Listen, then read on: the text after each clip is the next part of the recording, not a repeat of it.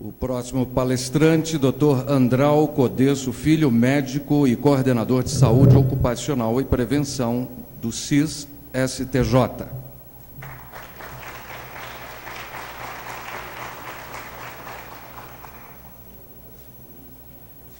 E o Dr.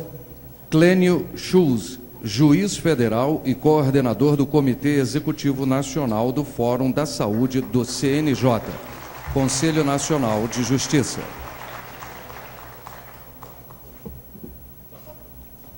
Com a palavra, a moderadora, doutora Deia Márcia Martins Pereira.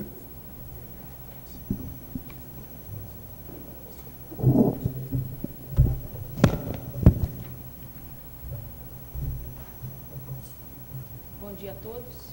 Eu agradeço à organização do 4º Congresso pelo convite para ser moderadora nesta mesa tão importante, nesse congresso de tanta relevância. Nós teríamos neste painel 2 palestrantes, que é o Dr. Clênio e o Dr. Andral.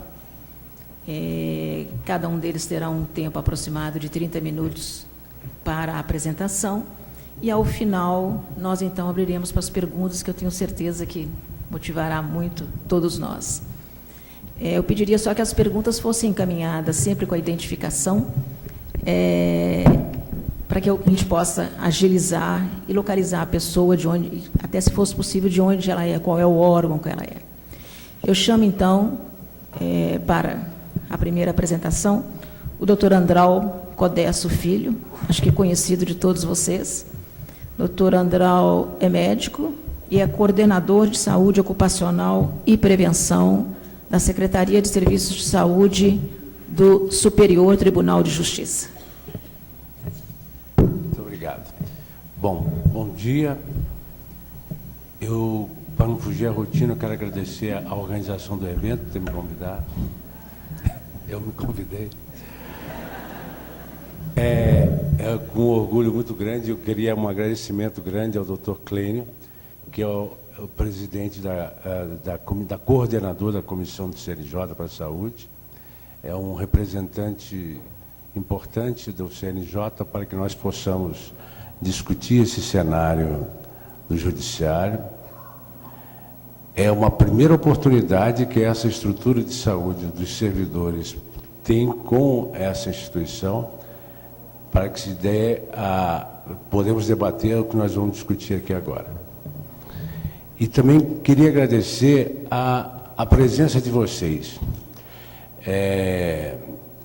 Tempos atrás, nós estimulados por ligações frequentes e as pessoas querendo sempre interagir entre a experiência de cada instituição, tivemos a ideia de fazer o primeiro congresso e a coisa disseminou, multiplicou, e hoje está aí, inclusive, já com o 5º congresso programado para a bela cidade do Rio de Janeiro, onde, sem dúvida, tomaremos alguns chopes lá, através do Dr. Dimas, que é do Tribunal Federal da 2ª Região do Rio de Janeiro.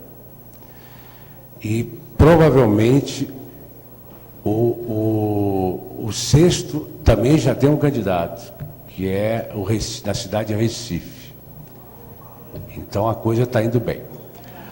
Bom, dando continuidade, nós vamos tentar colocar... Essa palestra anterior do Dr. Miguel foi intencional, de colocar anterior a isso que nós vamos falar. É importante que a gente tenha olhares um pouco modificados sobre como realizar saúde nas instituições públicas. É importante que a gente perceba o que somos no momento, como estamos e como isso pode ser mudado, ou mantido, ou alterado. Mas que para tudo isso precisa da vontade institucional. Apenas tomarmos decisões pontuais nas nossas instituições para que possamos fazer mudanças, é pouco. Precisa ter uma política nacional no judiciário para que essa mudança aconteça. Mas vamos lá. Nós hoje temos em torno de 90 tribunais, isso são dados do CNJ, com um total de 390 mil servidores e terceirizados, 269 efetivos comissionados, 121 mil terceirizados estagiários e consolidadores sem veículos. E ainda tem aquela velha dúvida se é a terceirizados e estagiários, nas estruturas de saúde, se tem necessidade de prestar esse tipo de assistência. Total de magistrados, 17.077, sendo 14 mil juízes de primeira instância. Isso é significativo, 14 mil juízes e 29 mil servidores, sendo 14 só de primeira instância, 2.379 desembargadores e 82 ministros dos tribunais superiores. Onde está o serviço de saúde dentro da estrutura organizacional do Poder Judiciário? Ela está vinculada à gestão de pessoas, ou vinculada à diretoria geral da instituição, ou até, em alguns casos, à presidência. Isso daqui foi uma amostragem, eu mandei e-mails para todos os tribunais que eu tive acesso, pedindo 8 perguntas, fazendo 8 perguntas. Desses 80 e tanto, quase 90 que eu mandei, eu recebi resposta de 30 tribunais. E desses eu tirei alguns dados, relativo ao ano 2012. Então, em 22 tribunais, daqueles 30, foram realizados quase 350 mil atendimentos na área de saúde. 58.570 é o número de servidores assistidos em 28 daqueles 30. 583 é o total de profissionais de saúde em 29 dos tribunais. Realizam cálculo de absenteísmo, índice de absenteísmo, 21 desses tribunais, e de formas mais variadas possíveis. Realizam exames médicos periódicos, 16 daqueles 30. Realizam alguns programas de promoção de saúde e prevenção de doença, 26 desses tribunais. Bom, aí nós começamos a parar assim, e o que o serviço as ações básicas realmente, para que serve a estrutura de saúde dentro do Poder Judiciário? Quer dizer, quais são as ações dela? Bom, a princípio as ações seriam essas: assistencial, preventiva, ocupacional e pericial. Isso é que normalmente a nós é cobrado a realizar. Sendo que as ações assistenciais, ela pode ser direta quando por meio de atendimento nos serviços de saúde. Apresentam, obviamente, realidades diferentes geográficas e quantitativas. Por que geográficas? Tem tribunal, por exemplo, que o TRT sede fica cá na capital e outra área judiciária a 1.000 quilômetros de distância, com 35, 40 funcionários, em que o serviço dessa assistência direta é inviável. A indireta seria os planos de saúde, essa forma assistencial. Então, não existe um plano de saúde para todos. Como é que é feito? Existe? Que modelos é possível o ideal? Tem cobertura nacional? É possível ou compensa ter um plano nacional de saúde judiciária? Tudo isso são interrogações de coisas que não são discutidas, que não são colocadas para uma análise ou uma avaliação superior. Quer dizer, e quando são, não tem a profundidade de uma resolução. Nós fizemos uma pequena pesquisa, muito pequena, para ver a viabilidade de um plano nacional de saúde no judiciário. Eu fiquei com medo danado, porque ia transformar numa nova GEAP. E GEAP não é um parâmetro bom.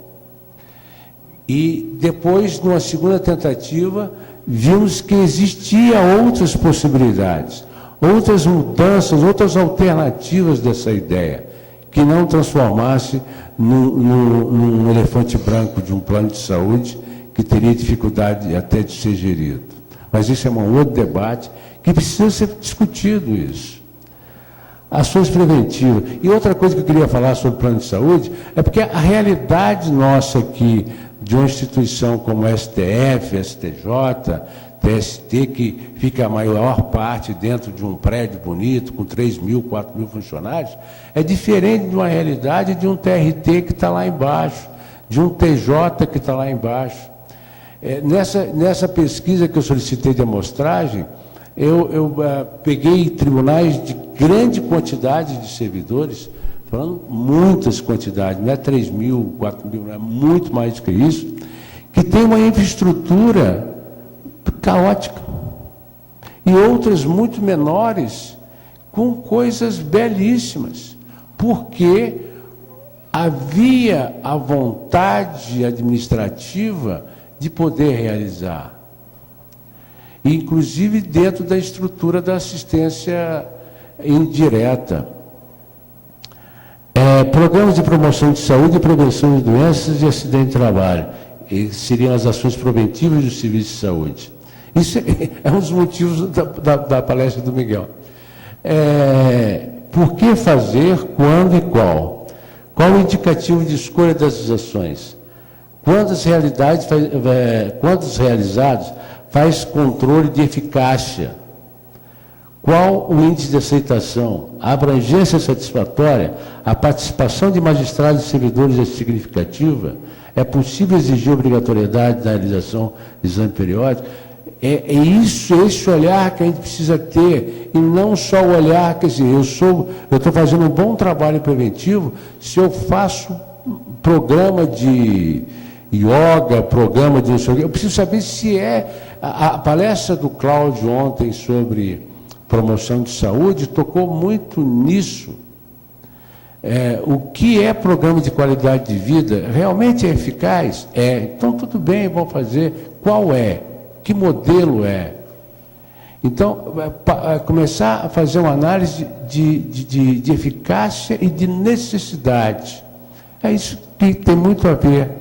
Quer dizer, baseado em dados reais. O que o Miguel falou agora é altamente estimulante. Quer dizer, baseado em dados de quem vou fazer uma promoção, seja de marketing social. Uma coisa que é importante sobre isso também é o seguinte, olha, nós temos uma população que tem uma informação muito boa. Os servidores do judiciário eles passaram em concurso, eles estudaram quantos técnicos judiciários são advogados, quer dizer, a informação do que tem que ser feito, eles têm. O negócio é nós termos a capacidade de estimular a executar aquelas ações, que é onde vem a área do marketing social. E para isso, a gente precisa analisar quem é essa população que nós trabalhamos. E não simplesmente criarmos regras, ditames, sem a informação de evidência de profissionais qualificados e especificados para isso. E para que haja essa determinação, nós, profissionais de saúde, precisamos levar essas informações aos órgãos competentes para que possa, a partir daí, criar realmente normas nacionais e que cada uma seja específica para a sua região. Ações periciais. Esse é um grande problema, nós vimos ontem aqui, procedimentos administrativos não normatizados, necessitando de várias regulamentações, necessidade de treinamento periódico dos médicos e odontólogos que executam o ato pericial. O doutor Cantídio, ontem, na mesa de perícia, é um amigo meu de longa data e experiência muito boa em perícia, mas eu fiz questão dele vir porque eu discordo dele em várias coisas. Mas isso não quer dizer que a programação desse evento se baseou apenas no entendimento de um grupo de comissão organizadora. Quer dizer, ele tem uma ótica de ver perícia que não é unânime, mas que é importante ser debatido. E essa informação do treinamento de quem faz os atos periciais administrativos é fundamental, não é chegar para, olha, a partir de agora você faz parte da perícia oficial desse órgão e vai começar a homologar atestado, fazer junta médica, fazer o diabo da conta, sem treinamento específico.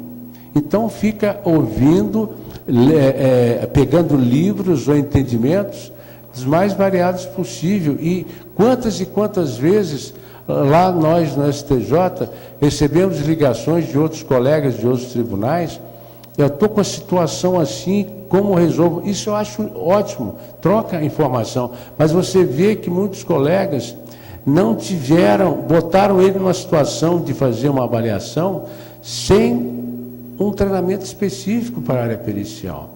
E a instituição precisa dar esse treinamento para ele e não apenas botar como um perito oficial da instituição. Isso aí é meio complicado. Gestão. Dá importância devida às especificações técnicas na gestão dos assuntos de saúde e segurança do trabalho.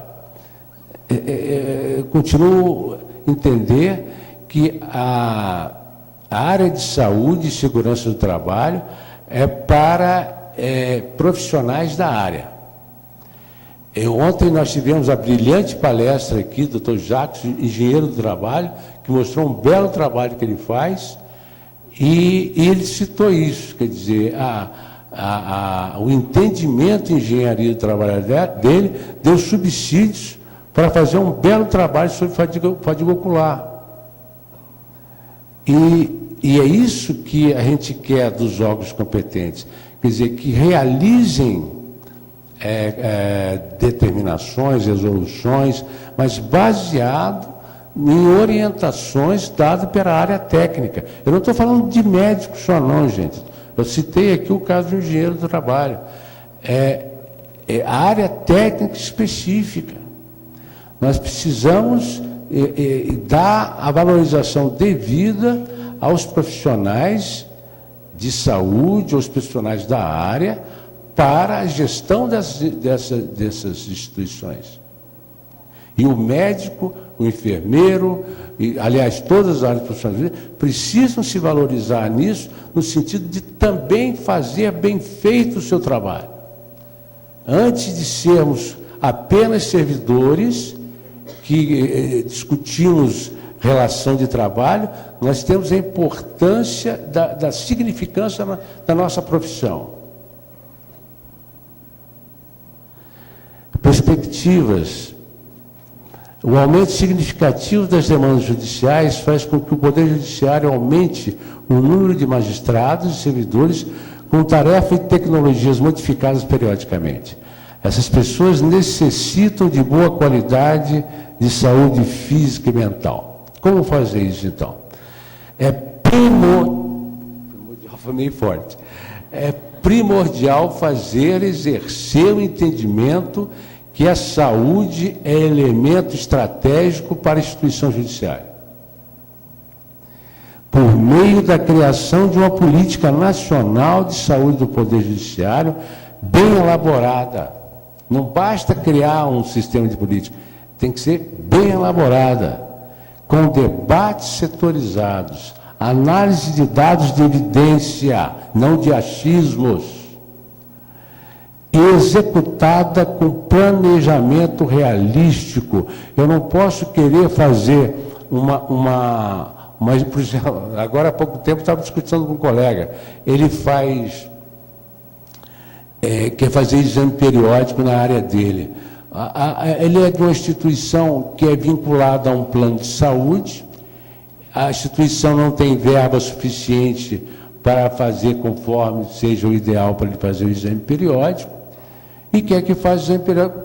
Precisamos ver a forma de realizar. Teve um outro que eu vi num simpósio que me convidaram do Justiça do Trabalho, que a distância da capital até uma área que ele tem que fazer em 30 servidores dá 1.200 quilômetros. Como é que ele vai fazer a realidade de fazer o periódico nesses 20 ou 30 que estão lá? Tem como realizar isso? Tem. Discutir, montar, planejar, ver a estratégia disso. Homologar atestado de pessoas que estão lá na Conchinchina e o médico tem que assinar sem ver, não pode. Então tem que criar formas, videoconferência, existem N formas de realizar isso, mas nós temos que encontrar soluções baseadas na legalidade. E sem dúvida, repito, sem dúvida, o CNJ se baseia nessa característica, para que se realize as nossas ações baseado na legalidade.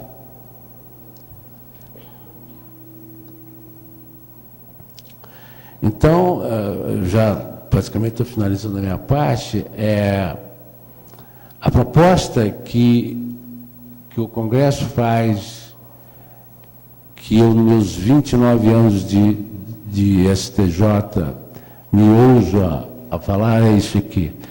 É uma criação pelo Conselho Nacional de Justiça de um Programa Nacional de Ações de Saúde para os Magistrados e Servidores, com abrangência assistencial, preventiva e pericial, sendo assessorada na sua elaboração por uma subcomissão de profissionais de saúde judiciário de várias regiões. Isso requer debates, isso requer reanálises. Agora, isso principalmente requer vontade política. E a presença do Dr. Clênio aqui, nesta mesa, dá um significado a isso, que demonstra que dá-se o primeiro passo para isso. Nós, há 2 anos, quando terminou, coincidentemente no mês de novembro mesmo, em São Paulo, o último congresso, fomos surpreendidos por uma criação da primeira comissão de saúde do CNJ para a saúde. E nesses 2 anos, de novembro de 2011, agora, novembro de 2013, já tivemos 3 comissões. A última do Dr. Clênio, que está tomando atitudes bem interessantes dentro dessa comissão, e ao ponto de vir nos ouvir. De ver um outro ramo, uma outra linha das ações dessa comissão, que é o cuidar da saúde dos magistrados e dos servidores, mas de uma forma, por evidência, realística, de debate, de profissionais pré-estipulados para isso, em todas as áreas dos profissionais de saúde. Muito obrigado. Eu passo a palavra ao Dr. Clênio.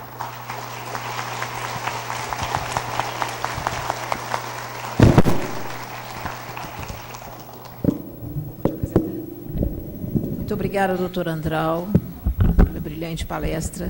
Eu passo a palavra para o Dr. Clênio Schutz, que é juiz federal e coordenador do Comitê Executivo Nacional do Fórum da Saúde do Conselho Nacional da Justiça. Bom dia a todos, bom dia, doutora Dea, doutor Andral. Para mim é uma alegria, uma honra participar desse evento tão rico e tão importante, tão caro a todos nós, servidores e juízes do Judiciário Nacional, e um evento, enfim, que me parece, nesse momento, enfim, que já se encaminha para o seu final, me parece que é um evento de sucesso total. Enfim, a lotação desse plenário demonstra isso. O doutor Andral me falou que nos 3 dias de trabalho, não tive tempo de comparecer, mas nos 3 dias de trabalho, enfim, houve um empenho muito grande de todos, e isso precisa ser atribuído, tributado ao empenho que foi a dedicação do doutor Andral e de toda a comissão de organização, que sempre se empenhou e se dedicou para que esse evento se realizasse, e principalmente, enfim, de que esse evento se possa extrair, se possa apresentar conclusões, e que essas conclusões possam ser executadas nessa perspectiva, enfim, de criação de uma política nacional de saúde pública. De modo que, então, eu parabenizo o doutor Andral, enfim, toda a comissão organizadora, e saúdo também todas as pessoas, enfim, que também se deslocaram aí das diversas regiões do Brasil, com esse propósito específico de construir uma qualidade adequada de saúde para todos nós, para todos os servidores, para todos os juízes do Brasil. O cenário atual, o doutor Andral, enfim, me parece que as palestras que antecederam nos outros dias também já mais ou menos demonstraram qual é o cenário atual, que é um cenário fático, é um cenário de que todos nós já constatamos, todos vocês nos seus órgãos, nas suas origens, nos seus tribunais, nas suas comarcas, sabem exatamente das dificuldades que todos nós temos, enfim, na edição, na consecução do nosso trabalho fim, que enfim, o trabalho fim, a destinação final da atuação do Poder Judiciário é exatamente a prestação jurisdicional. Mas uma informação relevante, me parece que talvez muitos ainda não saibam, é exatamente essa que nós sabemos, enfim, que ela, faticamente, no nosso dia a dia, ela existe, mas nós não sabemos, talvez, numericamente. O CNJ, o Conselho Nacional de Justiça, divulgou agora, faz 3 semanas, o relatório Justiça em Números, e apresentou a realidade do Judiciário Nacional hoje, especialmente na quantidade de processos em tramitação no Judiciário brasileiro. E constatou que existem hoje em tramitação 92.200.000 processos judiciais em tramitação. Isso significa que a sociedade brasileira hoje é uma sociedade do litígio, é uma sociedade que busca resolver os seus problemas na esfera do Poder Judiciário. E isso, nós podemos concluir, portanto, que o Judiciário, outrora, era um órgão, um poder coadjuvante no cenário nacional, ele passa a ser o ator principal e passa, portanto, a construir, conjuntamente com o Executivo e com o Legislativo, as políticas públicas nacionais. E o Judiciário, portanto, tem se envolvido e tem se debatido com a construção de políticas públicas na área das relações sociais, enfim, inclusive na área da política, a partir da judicialização da política. E a existência de 92 milhões de processos judiciais em tramitação, um número gigantesco, um número assustador, traz exatamente uma quantidade gigantesca de consequências para todos nós, servidores, para todos nós, juízes, que atuamos, que operamos, enfim, com essa finalidade de resolver esses milhares de litígios que são levados à resolução do Poder Judiciário. Então, esse cenário atual é exatamente esse panorama assustador de um gigantesco volume de trabalho que nos é atribuído e que, principalmente, nos é atribuído com uma perspectiva, com uma expectativa de depósito por parte da sociedade, de uma expectativa de resolução célere, de resolução imediata dessas inúmeras questões que são levadas ao nosso cotidiano de trabalho. De modo que, portanto, o Poder Judiciário ascendeu institucionalmente no cenário nacional e isso automaticamente nos leva uma pressão muito maior no nosso cotidiano, no nosso dia a dia, uma sobrecarga de trabalho que nos afeta, enfim, e que atinge, obviamente, a qualidade de vida e a saúde de todos nós. Se há, portanto, 92 milhões de processos judiciais em tramitação, significa que os nossos problemas também são milhares e esses problemas acabam desaguando nesses inúmeros problemas de saúde. De modo que há, portanto, uma crise institucional no cenário nacional, uma crise de não resolução administrativa, não resolução extrajudicial dos conflitos, e isso acaba levando a uma crise institucional no plano interno do Poder Judiciário, que é exatamente essa avalanche de problemas crônicos de saúde no âmbito dos servidores e dos juízes do Brasil. Isso significa que o juiz, os servidores que integram o Poder Judiciário, a cada dia que passa, sofrem uma pressão muito maior e sofrem uma sobrecarga muito maior. Por quê? Porque a sociedade cobra celeridade, a advocacia cobra celeridade, o governo cobra celeridade. Então, há um controle externo, um controle social muito grande pela nossa produção. Nós precisamos produzir, de uma forma célere. Muitas vezes a qualidade fica relegada a um plano secundário, mas esse é o propósito que se tem hoje. É isso que a sociedade espera de nós.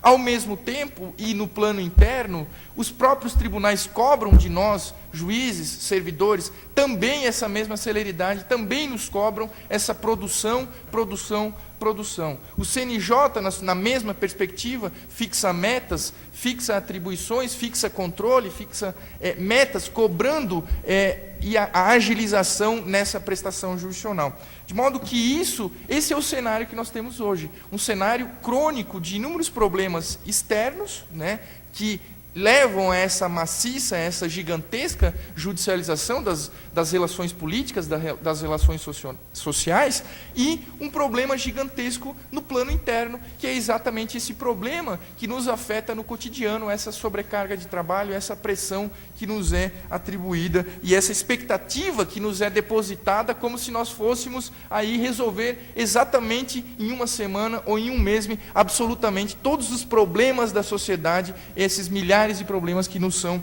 atribuídos. Há um texto muito interessante de uma professora alemã chamada Ingeborg Maus, que atribui o judiciário, ou que denomina o judiciário como superego da sociedade, como se fosse exatamente o judiciário aquele superpoder que tivesse condições de resolver todos os problemas de uma forma célere, de uma forma perfeita, tal qual se espera por parte da sociedade, por parte dos cidadãos ou por parte do próprio governo. E isso nós sabemos que há um certo trâmite, há uma certa demora que é inerente ao próprio processo judicial. Mas essa demora, esse trâmite, acaba causando esses impactos negativos na saúde dos servidores, na saúde dos juízes do Brasil. De modo que, então, é preciso que nós avancemos no trato do debate dessas questões que são inerentes à nossa atividade, ao nosso cotidiano, principalmente à nossa melhoria ou à nossa qualidade de vida, ou uma melhoria nessa perspectiva da saúde dos servidores e dos juízes do Brasil. E aí nós encontramos uma série de dificuldades, um número gigantesco de barreiras que muitas vezes acabam impedindo ou dificultando que nós encontremos mecanismos adequados para não resolver, talvez não resolver, muitas vezes é muito difícil, mas pelo menos minimizar esses impactos que são trazidos a todos nós nesse cotidiano gigantesco de judicialização de saúde, e nessa pressão gigantesca que nos é levada para resolver com celeridade, com imediatismo, todas as questões que nos são atribuídas. E de modo que, portanto, há uma necessidade de construção de políticas públicas adequadas. E aí, muitas vezes, isso acaba não acontecendo por parte dos tribunais do Brasil, dos 91 tribunais do Brasil, 92 se contarmos o Supremo Tribunal Federal. Enfim, nós temos, então, uma quantidade gigantesca de segmentos do Poder Judiciário, e muitas vezes esses segmentos, esses 91 ou 92 tribunais, não têm condições de construir políticas públicas adequadas, de modo a minimizar esses impactos nefastos ou que dificultam a nossa atividade, o nosso cotidiano, o nosso dia a dia, o exercício das nossas atribuições. De modo que, portanto, esses tribunais não exercem o seu papel na perspectiva de um cuidado interno, na perspectiva de um cuidado com seus agentes, na perspectiva de um cuidado em relação aos seus servidores, em relação aos seus juízes, e são inúmeras as justificativas que nos são apresentadas. Enfim, muitas vezes dificuldade orçamentária, muitas vezes dificuldades que não nos são apresentadas, mas exatamente porque demonstram uma dificuldade de gestão e muitas vezes uma omissão dos gestores desses tribunais, e muitas vezes isso acontece, infelizmente. Então há uma série de questões que impedem, que acabam impedindo o avanço no trabalho, da construção de políticas públicas adequadas aos servidores e aos juízes do Brasil. Portanto, nós precisamos encontrar um mecanismo adequado, precisamos encontrar uma forma adequada de minimizar esses problemas e de resolver esses problemas que são inerentes ao nosso dia a dia, ao nosso cotidiano de trabalho. E aí, portanto, é que entra o papel de algum órgão central do Poder Judiciário que tem essa missão, que tem essa capacidade, que tem essa legitimidade constitucional de exercer alguma política mínima ainda que seja, mas que tenha uma apreensão, que tenha uma amplitude na perspectiva do plano nacional e que possa abranger todas as unidades judiciárias do Brasil e de modo que possa abranger todos os tribunais brasileiros. O Conselho Nacional de Justiça, nessa perspectiva, instituiu, enfim, no ano de 2010, o Fórum Nacional da Saúde. Esse Fórum Nacional da Saúde, ele foi instituído com a finalidade de auxiliar os juízes e servidores do Brasil na resolução dos processos judiciais que tratam sobre o direito à saúde. Então, em 2010, o CNJ fez um levantamento e encontrou no Judiciário Nacional 240 mil processos judiciais em tramitação que tratam exclusivamente sobre o direito à saúde. Mas são processos judiciais relacionados à sociedade. São processos judiciais relacionados numa perspectiva externa e não interna aos servidores e ao juiz do Brasil. Do que trata, portanto, esses processos judiciais? Tratam de postulação de entidades, de sociedades, de indivíduos, de associações, postulando que o juiz condene o executivo, a União, os estados ou os municípios a fornecer determinado tipo de tratamento, a fornecer prótese, a fornecer órtese, a fornecer medicamentos, enfim. Trata-se, portanto, da judicialização daquele direito constitucional à saúde, daquele direito fundamental à saúde estabelecido lá no artigo 6º e no artigo 196 da Constituição Federal. E isso aconteceu por quê? Porque, historicamente, o Poder Executivo e também o Poder Legislativo se omitiram na concretização desses direitos fundamentais relacionados aos direitos sociais, especificamente ao direito fundamental à saúde, ao direito social à saúde. E essa omissão administrativa, essa omissão extrajudicial, desencadeou exatamente essa gigantesca judicialização na área da saúde, fazendo com que nós, juízes e servidores, nós, agentes do Poder Judiciário, passemos, portanto, a controlar as omissões na perspectiva da saúde, do Ministério da Saúde, das Secretarias de Saúde, estaduais e municipais, e passássemos, portanto, também a controlar, a fiscalizar e a concretizar essas políticas públicas de saúde. Então, a judicialização, esse fenômeno da judicialização da saúde, decorre exatamente disso, dessa histórica omissão por parte do Executivo e do Legislativo na concretização desses direitos fundamentais sociais, desses direitos fundamentais à saúde, estampados lá expressamente no texto da Constituição. E isso, portanto, desencadeou, por parte do Conselho Nacional de Justiça, a criação, a partir da Resolução 107 de 2010, desse Fórum Nacional do Judiciário para o monitoramento das ações dos processos judiciais que tratam acerca da judicialização da saúde. E a partir desse Fórum Nacional do Judiciário, o CNJ criou, portanto, um Comitê Executivo Nacional, que tem assento aqui no CNJ, e 26 comitês estaduais nos 26 estados da Federação, e um comitê distrital aqui no Distrito Federal. De modo que, portanto, hoje há uma estrutura extremamente adequada, uma estrutura extremamente razoável de monitoramento e de acompanhamento dos processos judiciais que tratam acerca da judicialização da saúde. Isso foi, portanto, essa é a demonstração da atuação do CNJ nessa perspectiva externa que nos afeta. Essa perspectiva voltada à resolução dos processos judiciais que tratam do direito à saúde. Agora, historicamente, o próprio CNJ e também os próprios tribunais, de certa forma, atuaram e agiram de uma forma muito tímida na consecução e na construção de políticas públicas adequadas para uma perspectiva interna, para a perspectiva de salvaguarda desse direito à saúde dos seus servidores e dos juízes do Brasil. Então, esse direito fundamental à saúde, que é estampado e que é direcionado a toda a sociedade, lá no 196 da Constituição, ele também precisa ser destinado e também precisa ser conduzido aos servidores e aos juízes do Brasil. E aí, então, esse é o cenário que nós temos hoje. De modo que, o que é que se pode, ou melhor dizendo, o que é que se deve fazer? O CNJ foi criado, enfim, em 2004, a partir da Emenda Constitucional 45, e no início da sua atividade, da sua atribuição, da sua constituição, ele foi criado pela Emenda 45, então, de dezembro de 2004, e foi inaugurado, foi instalado em junho de 2005. Então, nós já temos aí 8 ou 9 anos de existência do Conselho Nacional de Justiça. Mas o Conselho Nacional de Justiça passou por duas fases. Uma fase inicial de desconfiança quanto à atuação do próprio CNJ. Afinal, para que serve o CNJ? O que pretende o CNJ? Essa foi uma dúvida que foi apresentada no cenário nacional e uma dúvida que foi trazida pelos próprios tribunais do Brasil. Tanto é que se ingressou com uma ação direta de inconstitucionalidade lá no Supremo Tribunal Federal, contestando a criação do Conselho Nacional de Justiça. E essa ação direta de constitucionalidade foi proposta exatamente porque havia uma desconfiança acerca da atuação do CNJ. Muitos tribunais entendiam que o CNJ iria retirar a autonomia da atuação, da gestão administrativa dos tribunais.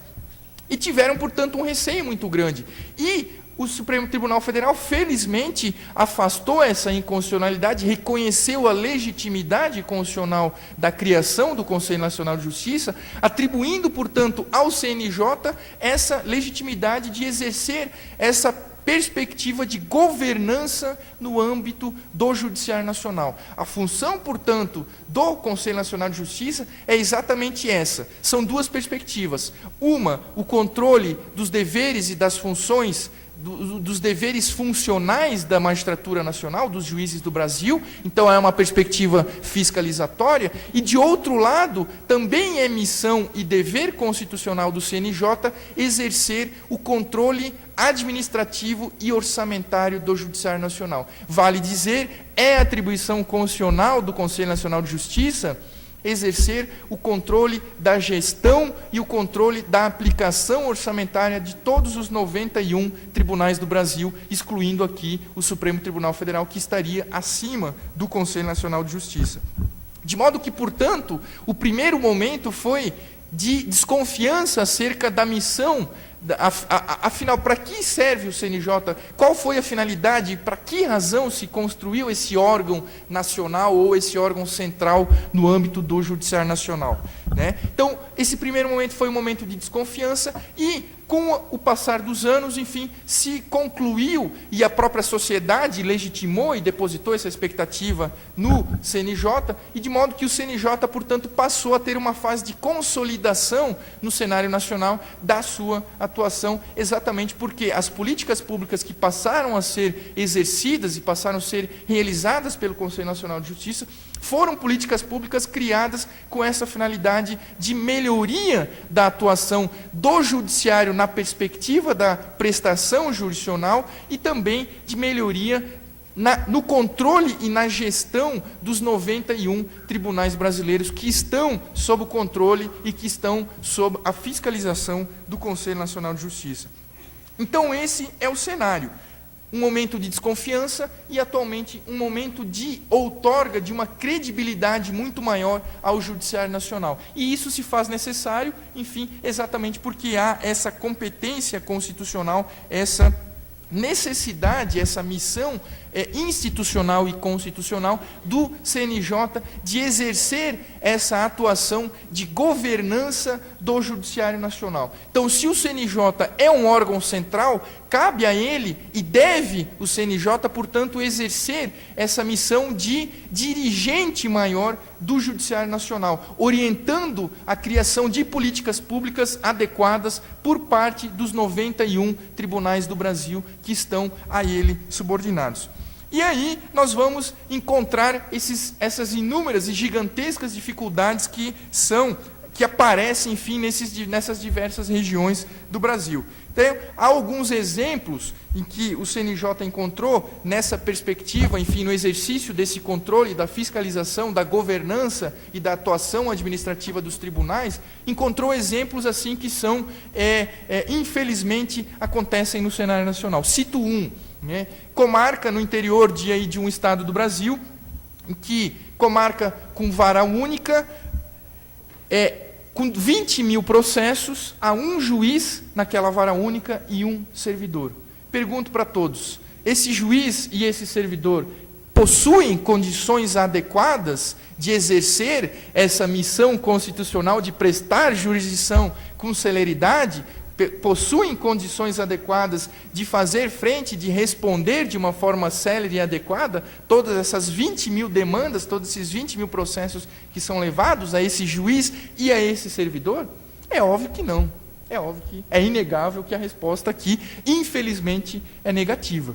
Então, muitas vezes, essa é a realidade, que decorre de dificuldades, muitas vezes orçamentárias, reconheçamos, mas muitas vezes decorrem também de problemas de gestão. Então, nessa perspectiva, o CNJ criou recentemente um grupo de trabalho que se debruçou com essa finalidade de tentar equalizar esses problemas que são inerentes a esses os 26 estados e ao Distrito Federal, que são problemas de dificuldade de encontrar um número adequado de estruturação mínima e adequada das inúmeras comarcas, das inúmeras varas desse vasto Brasil. De modo que, então, o CNJ, nessa perspectiva, que é preventiva aqui, na tentativa de equalizar esse déficit de servidores ou na tentativa de equalizar esse déficit de estrutura que é destinada aos juízes e servidores do Brasil, o CNJ deve em breve, possivelmente agora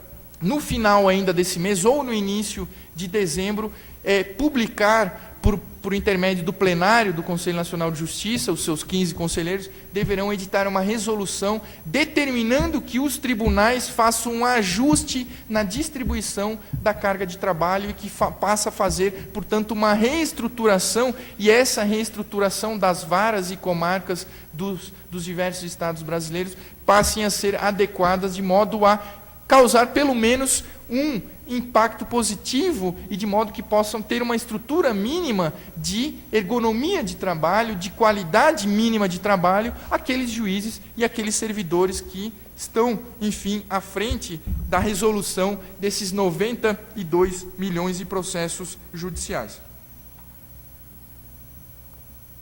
A atuação do CNJ se legitima também numa perspectiva de dificuldade de encontro ou de uniformização acerca de todos os 91 tribunais do Brasil. Todos nós sabemos, e aqui há representantes do Judiciário Trabalhista, do Judiciário Estadual, do Judiciário Federal, do Judiciário Eleitoral, do Judiciário Militar. Então nós temos 5 segmentos do Poder Judiciário Nacional. Cada um desses 5 segmentos do Poder Judiciário possuem características próprias. E cada um deles possui políticas próprias, muitas adequadas, muitas inadequadas, à resolução, à condição, a estabelecimento de condições mínimas e adequadas de trabalho aos juízes e servidores do Brasil. Então, a atuação do CNJ nessa perspectiva se legitima exatamente porque nós não temos uma unidade nacional nesses 91 tribunais e nessas milhares de comarcas, nesses milhares de unidades judiciárias espalhadas pelas 27 unidades federativas do Brasil. Então, por isso que cabe ao CNJ, e o CNJ possui essa missão constitucional de auxiliar esses 91 tribunais na realização dessas políticas públicas adequadas. Então, e logo encaminho para o final, qual é a forma de atuação do CNJ nessa perspectiva? Nessa perspectiva de encontrar melhorias na atuação e nas condições de trabalho dos juízes e dos servidores do Brasil. O CNJ ele pode atuar por intermédio de 2 formas. Ou o plenário do CNJ edita recomendação, ou ele edita uma resolução. Uma recomendação ela tem um caráter que não é cogente, que não é obrigatório, mas sim um caráter recomendatório.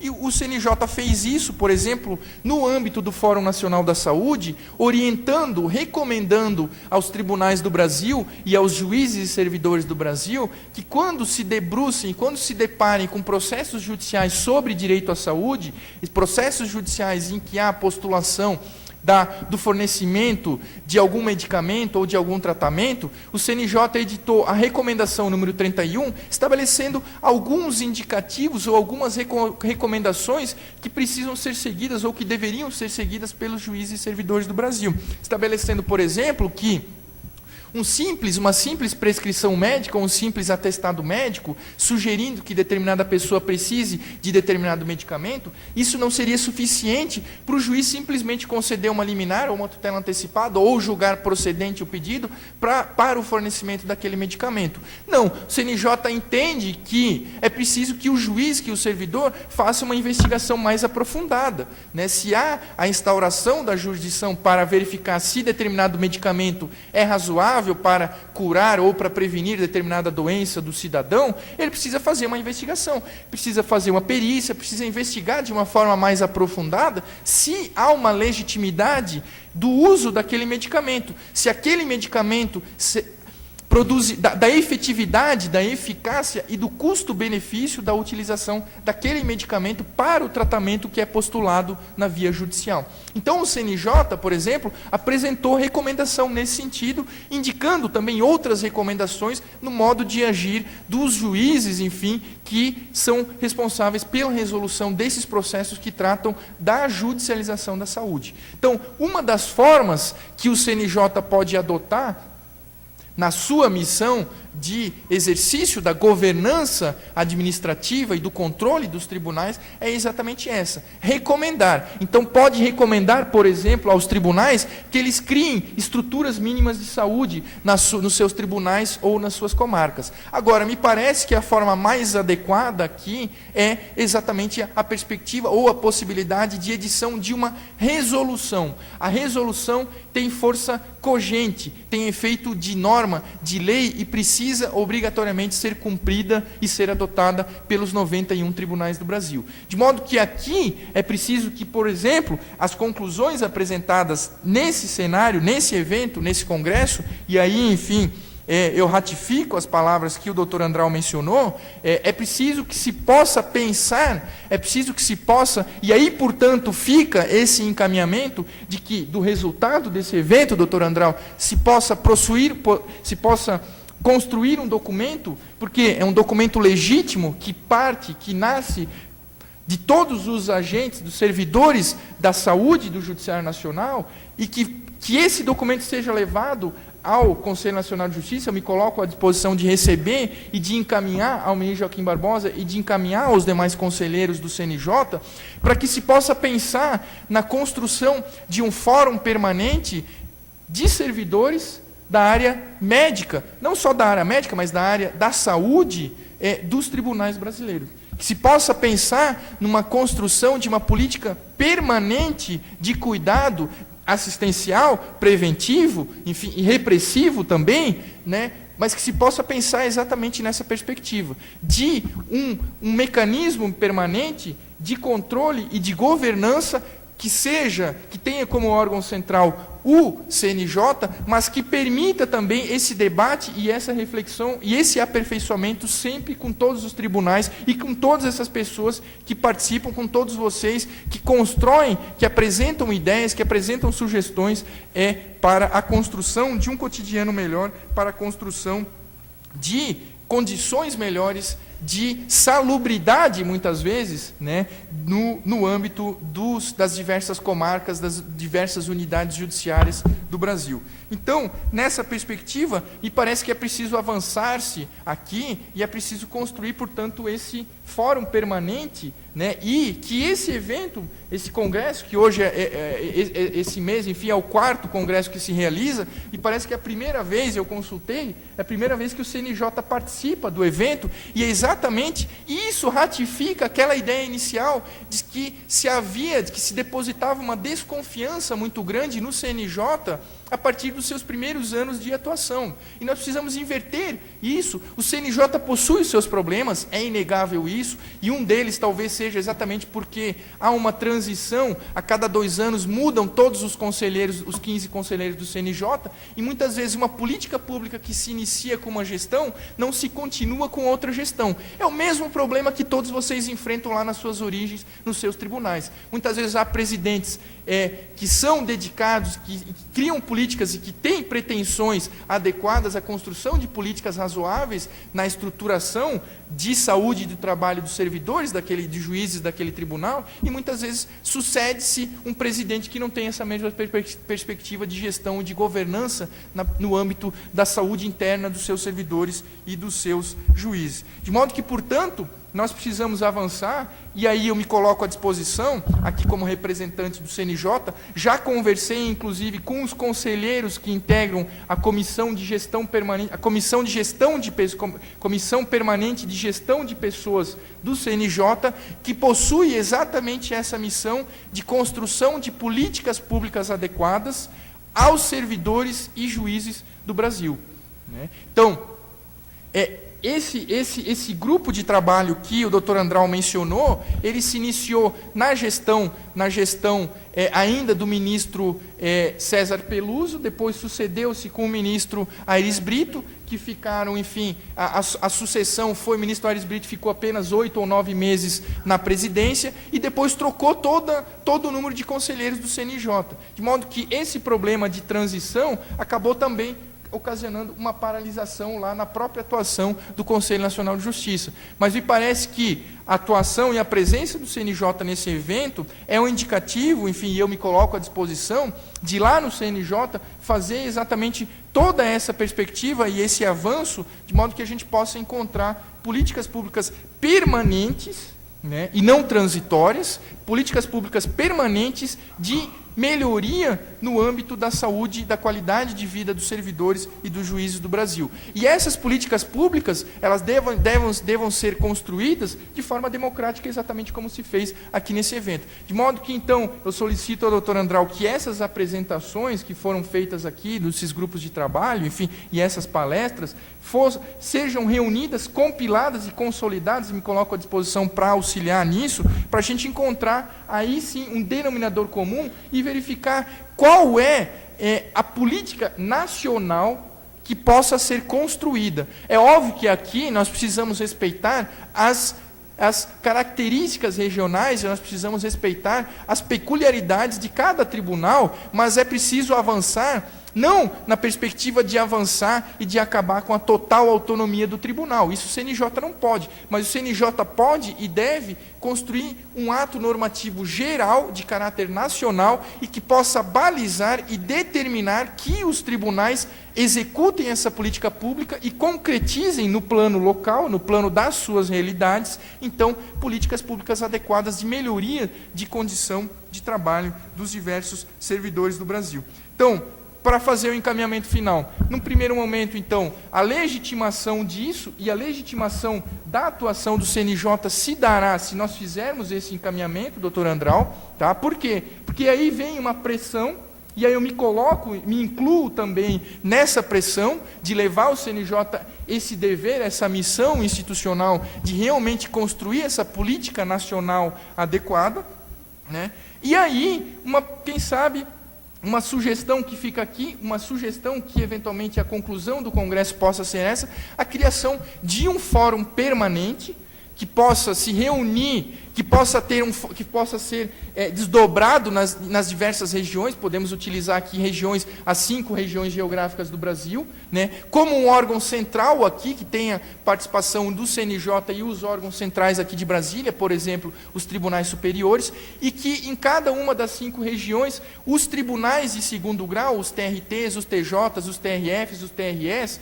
e os TJs militares, possam se reunir nas regiões geográficas e, com isso, possa haver um fluxo de informações e de sugestões, porque nós sabemos que muitos tribunais, talvez todos os tribunais do Brasil, já possuem um diagnóstico acerca da realidade dos problemas que são enfrentados pelos seus servidores, dos problemas de saúde enfrentados pelos seus servidores e pelos juízes do Brasil. Então, isso precisa ser trazido para esse órgão central, porque é isso que vai fomentar a criação desse fórum permanente, desse grupo permanente que tem esse propósito, que terá esse propósito de avançar nessa perspectiva de, num segundo momento, solicitar e encaminhar ao CNJ que crie, portanto, uma resolução e essa resolução terá como propósito específico a construção dessa política nacional ou desse programa nacional de construção de condições adequadas no âmbito da saúde dos juízes e dos servidores do Brasil.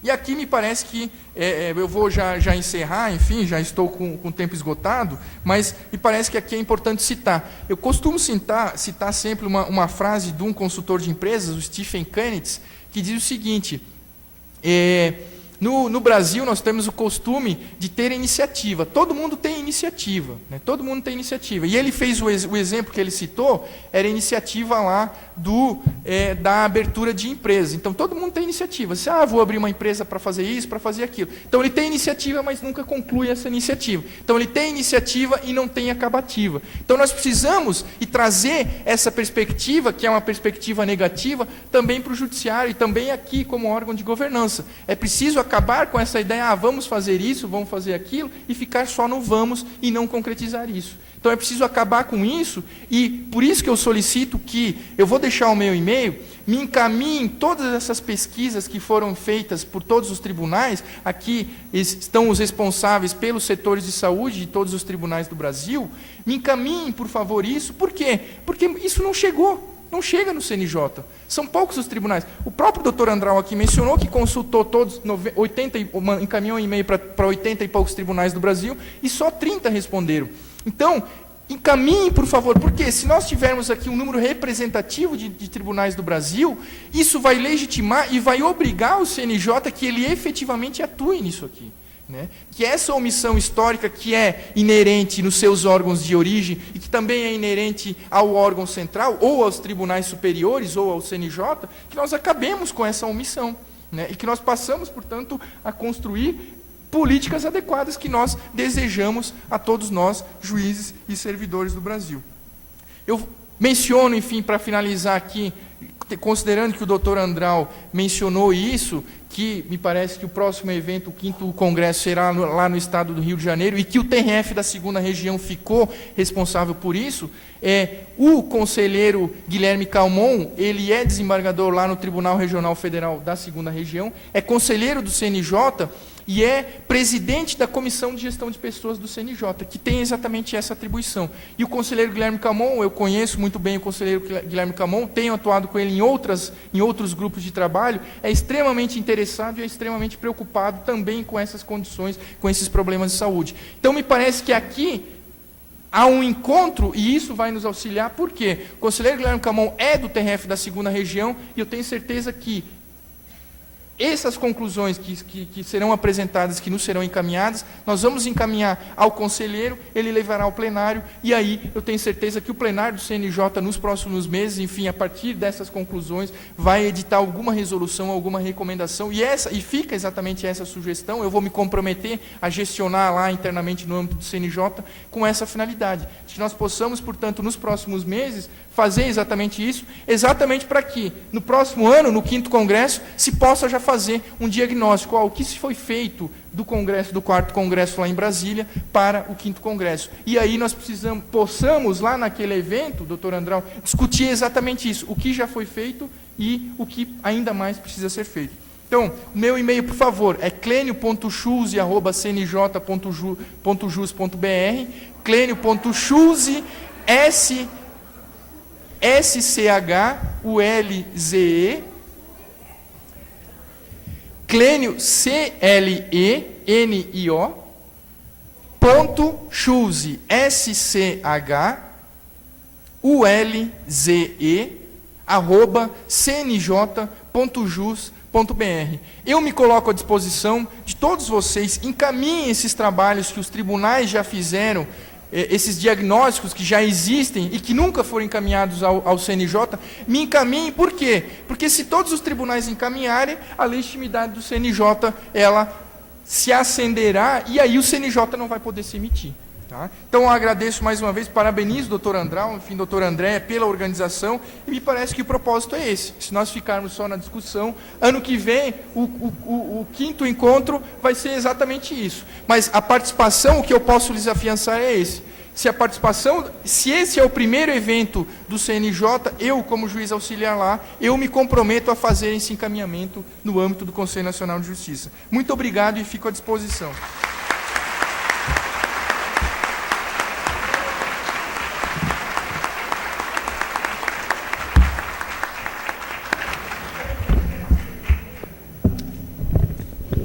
Muito obrigada ao juiz doutor Clênio. Eu tenho aqui 5 perguntas, não sei se nós teremos tempos para todas, mas vamos começar, porque a gente já... Oi? Certo. Nós não vamos... O doutor Andral está propondo que...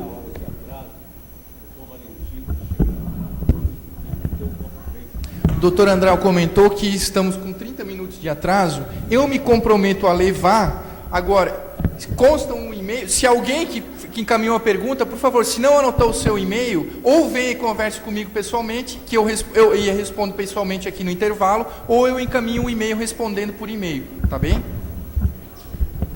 Ok, André? Então...